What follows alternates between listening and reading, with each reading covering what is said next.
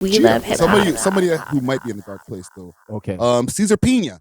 I don't want to say business partner, maybe ex-business partner, but business partner nonetheless of DJ Envy. So here's the thing. They were saying that Pina, he got the feds picked him up. They hit him with a fraud charge. He bailed out $1 million. Okay. And I'm gonna keep on running the story into the ground.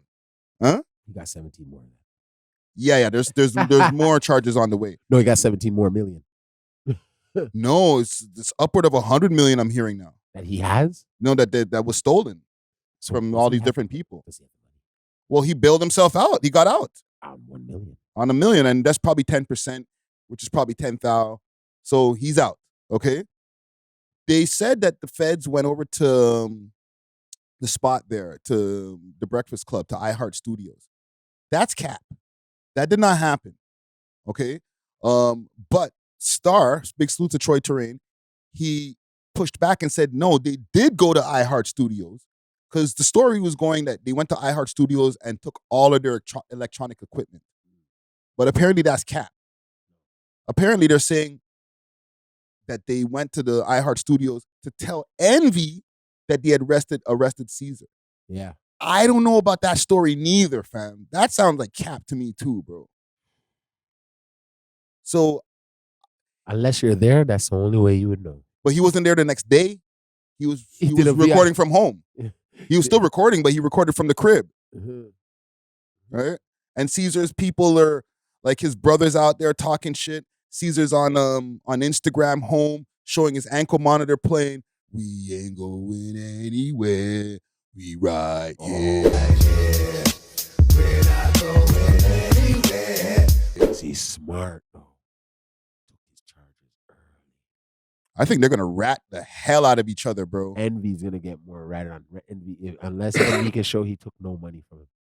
Well, that's the thing. A lot of these things here, they're saying that Envy and Caesar were like the people who are alleging that they took money. They're all putting Envy in the stories too. All these Yeah. different Channel 4 Bro. news stories, all that. They're all saying Envy was there too. They're not just saying only Caesar, Mm. right? And Envy kind of implicated himself in I have a clip here Couple from Hmm.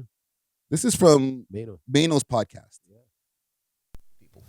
I call Clue. I call Fabulous. Shall I rewind. call Joe Budden. Joe has a crystal ball, people. I know. Do not mess with. I call Clue. I call Fabulous. I call Joe Budden. Right? My Desert Storm family. And I said, hey, guys, I'm doing real estate. This is something that I think that, you should invest a little bit. Oh, hold on. Sorry to stop it, gang. Remember we were saying last week that he never put on his people to the flex, right? He actually tried. Yeah, but they're like, this is a Ponzi scheme. Try it out, and that way you can do it. Joe Budden told me it was a Ponzi scheme, and I was going to go to jail.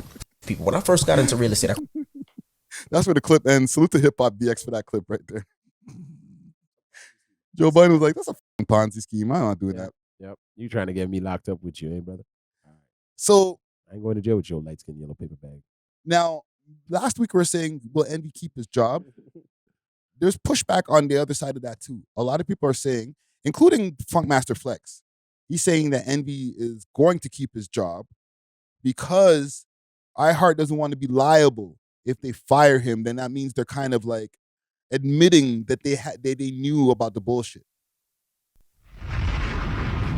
You're a scammer, Envy. Flex This guy went You are a crazy. professional scammer. He makes You're a you- piece of garbage. You think people don't see you? I see you. We love hip hop. You think you're holier than thou is the main problem.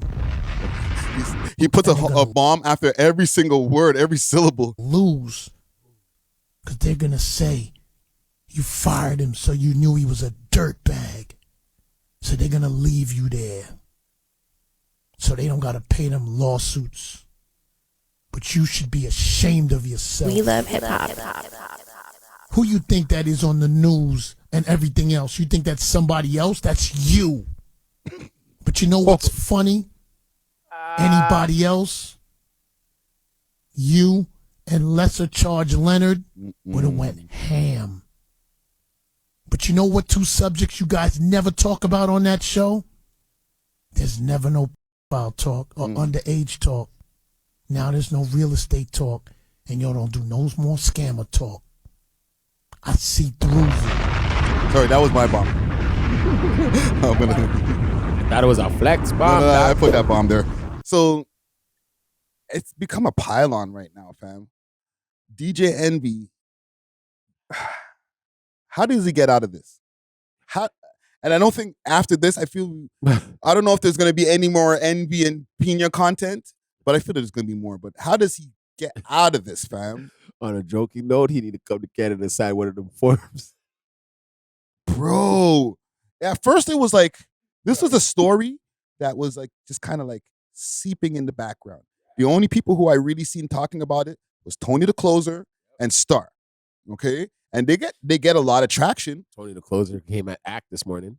For what? ACT went off on Tony the Closer last night. Oh, I didn't even watch the whole stream. He said Tony the Closer paid $50K to be on Gilly and Wallow's podcast.